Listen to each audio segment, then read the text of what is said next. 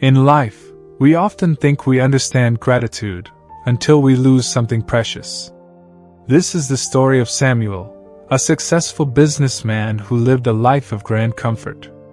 He had invested 40 years building his company, a beautiful home, and a future he believed was secure. He valued hard work, but he often confused his possessions with his happiness.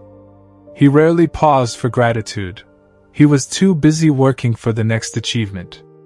His heart was full of plans, but surprisingly empty of peace. Then, the market crashed. It was swift and brutal. Within months, Samuel lost everything: his company, his savings, and ultimately, his home. He felt a devastating emptiness. His identity, which he had tied to his wealth, was gone. The doubt was crippling. He moved into a small, basic apartment, feeling a deep, bitter loss. He looked at his hands and saw nothing left to give. One chilly evening, Samuel was sitting alone in the tiny kitchen, staring at a chipped mug of tea. The pressure of his new reality was crushing. He saw his reflection in the dark window, an angry, defeated man. "Why me?" he whispered, the question full of pain and self-pity. He felt a complete lack of control. He felt like life had taken away every single thing that mattered. He remembered a small, heavy box he had carried from his old house. It contained only trivial items: an old bent key, a faded photograph of his parents, and a worn-out leather bookmark. He opened it, looking for a distraction from his sorrow. As he held the tiny, bent key, the key to his childhood treehouse, a sudden, clear memory flooded his mind. It was a simple summer afternoon, and he was 9 years old. He remembered his father fixing the loose rung on the treehouse ladder. His father wasn't rich, but he had worked all day, and yet he spent his evening giving Samuel that little joy.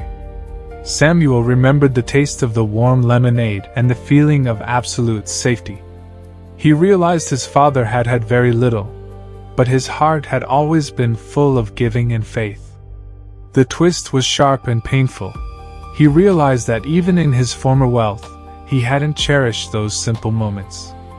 He had taken them for granted, believing only the big things deserved gratitude. The climax arrived as he held the chipped mug. He looked down and saw a tiny crack running through the glaze. He realized, this simple, imperfect mug still holds my tea. This tiny room still gives me shelter.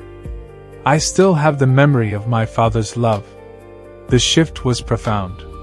He began to list things in his mind, not things he had lost, but things he still had: the ability to walk, the warmth of the tea, the clear air to breathe, the faith that the sun would rise.